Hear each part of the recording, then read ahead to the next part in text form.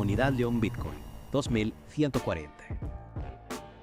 Bienvenidos a The Deep Dive, listos para una inmersión profunda.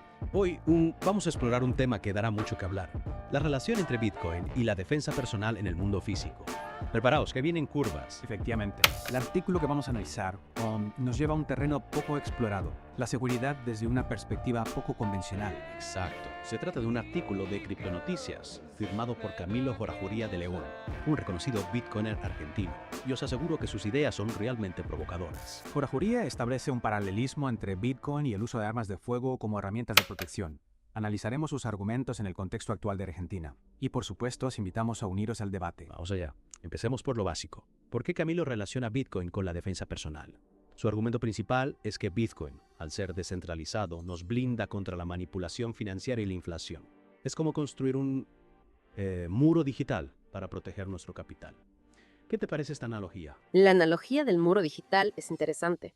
Jorajuría utiliza la imagen de un jardín para representar nuestro capital y la actividad económica que generamos. Bitcoin, con su robusta criptografía, sería ese muro impenetrable que lo protege en el ciberespacio. No entiendo la idea del muro digital como protección, pero luego Jorajuría da un salto al mundo físico y dice que las armas de fuego cumplen una función similar, actuando como una defensa tangible e inmediata contra las amenazas. Y usa el ejemplo de los saqueos en Argentina para ilustrar su punto. ¿No te parece un poco extremo? Sí, aquí es donde la comparación se vuelve más delicada. Si bien entiendo el argumento de la autoprotección, equiparar Bitcoin con un arma de fuego abre un debate complejo. Tenemos que tener en cuenta las implicaciones éticas y legales del uso de la fuerza, algo que va mucho más allá de la protección del capital. Totalmente. No se trata de promover la violencia, sino de analizar las ideas de Jorajuría desde una perspectiva crítica. Él argumenta que la policía, al ser centralizada, no siempre puede responder a tiempo a las amenazas, dejando a los ciudadanos vulnerables.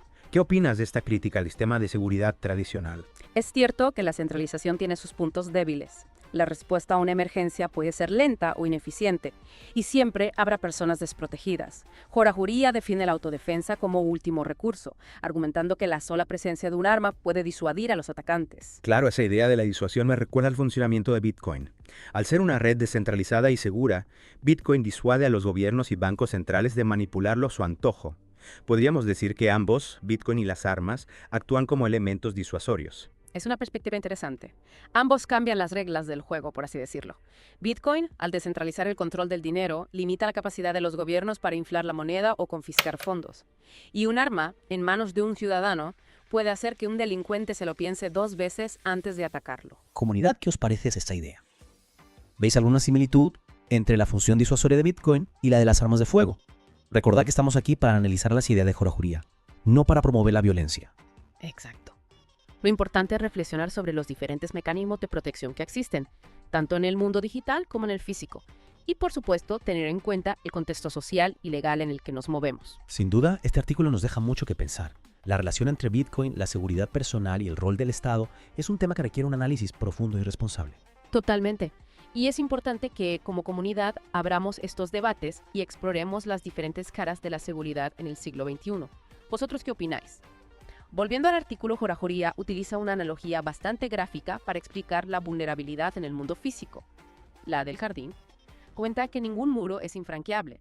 Siempre habrá una fuerza superior que pueda romperlo. Es verdad. Y eso me lleva a pensar en la cuestión de la proporcionalidad de la defensa. Si la amenaza son, digamos, perros callejeros, un muro de madera puede ser suficiente.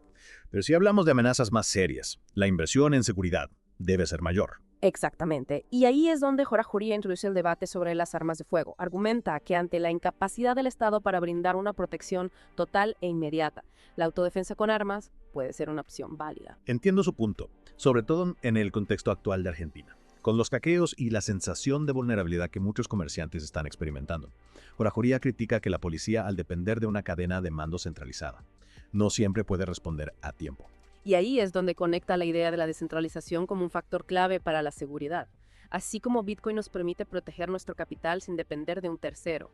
La aportación de armas, según su argumento, nos daría la posibilidad de defendernos de forma inmediata sin esperar a que llegue la policía. Comunidad, ¿qué opináis de este paralelismo que establece Jorajuría entre la descentralización de Bitcoin y la autodefensa con armas de fuego?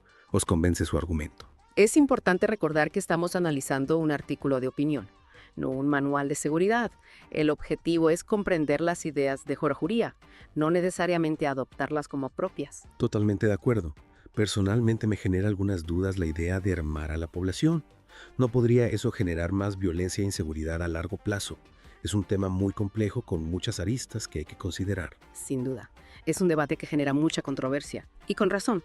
Lo importante es abordarlo con responsabilidad, analizando todos los factores en juego. No se trata de tomar una postura a favor o en contra de las armas, sino de comprender los argumentos de Horajuria y reflexionar sobre la complejidad del problema de la seguridad en el siglo XXI. Exacto. Y creo que es importante destacar que Horajuria no está haciendo una apología de la violencia. Él mismo dice que el uso de armas debe ser el último recurso, y que la sola presencia de un arma puede ser suficiente para disuadir a los atacantes. Sí, habla del efecto disuasorio como un factor clave. Plantea que la visión de una persona armada y dispuesta a defenderse puede generar suficiente miedo en el atacante como para que desista de su intención, de alguna manera. Es un mecanismo similar al que opera con Bitcoin. Es interesante cómo relaciona ese efecto disuasorio con el funcionamiento de Bitcoin. En ambos casos se trata de mecanismos descentralizados que generan un cambio de comportamiento en la otra parte. En el caso de Bitcoin, los gobiernos y bancos centrales se ven limitados en su capacidad de manipular el dinero. Y en el caso de las armas, los delincuentes se lo pensarían 2 veces antes de atacar a una persona que pueda defenderse. Esa es una de las ideas centrales del artículo, la descentralización como herramienta para equilibrar las relaciones de poder, en el caso de Bitcoin. El poder se distribuye entre todos los participantes de la red, limitando la capacidad de control de un solo ente. Y en el caso de la autodefensa, el poder pasa del Estado al individuo, quien asume la responsabilidad de protegerse a sí mismo. Es una perspectiva que nos invita a repensar los modelos tradicionales de seguridad. Es posible construir un sistema de seguridad más efectivo y descentralizado en un mundo cada vez más complejo e impredecible. Quizás la respuesta esté en una combinación de diferentes enfoques, incluyendo la tecnología, la autogestión comunitaria y la responsabilidad individual. Precisamente, no hay una solución única para todos. Cada persona, en función de su contexto y sus valores, debe buscar las mejores alternativas para protegerse. Y la información, como siempre decimos, es la mejor arma. Mantenerse informado, analizar las diferentes opciones y tomar decisiones conscientes son pasos fundamentales para construir un futuro más seguro, tanto en el ámbito digital como en el físico. Comunidad, queremos escuchar vuestras opiniones. ¿Qué pensáis sobre la relación entre Bitcoin, las armas de fuego y la seguridad personal? ¿Estáis de acuerdo con los argumentos de Horajuria? Déjenos vuestros comentarios en nuestro Twitter y Fountain. Y hablando de buscar alternativas, hay un punto en el artículo de Horajuria que me hizo reflexionar bastante. Compara la inversión en seguridad con la construcción de un muro y dice que, dependiendo de la amenaza, la inversión debe ser mayor. ¿Crees que esta lógica se puede aplicar a la decisión de armarse o no? Es una analogía que nos invita a pensar en la proporcionalidad de la respuesta. Si la amenaza es robarte la bicicleta, quizás una buena cadena y un candado sean suficientes. Pero si el riesgo es un asalto violento, la inversión en seguridad personal debería ser mayor. Un sistema de alarma, entrenamiento en defensa personal o, en casos extremos, un arma de fuego. Claro, es como evaluar el costo-beneficio de la protección. ¿Hasta qué punto estamos dispuestos a invertir para protegernos? Y aquí entra también el debate sobre el rol del Estado. ¿Es responsabilidad del Estado brindarnos una seguridad total? ¿O cada individuo debe tomar sus propias medidas? Esa es una pregunta clave en este debate. Horajuria critica la centralización de la seguridad en manos del Estado, argumentando que la policía no puede estar en todas partes a la vez. Y plantea que la autodefensa, en ciertas circunstancias, puede ser la única opción viable. Es un tema complejo sin duda. Y creo que no hay una respuesta única. Depende del contexto, del nivel de riesgo, de la legislación de cada país. Lo importante es que cada persona tome una decisión informada, evaluando los pros y los contras de cada opción. Exacto. Y es fundamental tener en cuenta las implicaciones legales y éticas del uso de la fuerza. Un arma de fuego es un instrumento peligroso y su uso debe ser siempre el último recurso, en situaciones de legítima defensa y con un entrenamiento adecuado. Totalmente de acuerdo. No se trata de andar por ahí disparando a la primera de cambio. La responsabilidad y la prudencia son esenciales en este tema. Sin duda. Y también es importante recordar que la seguridad no es solo un asunto individual. Construir una sociedad más segura requiere la participación de todos: el Estado, las instituciones, las comunidades y por supuesto cada individuo. Es verdad.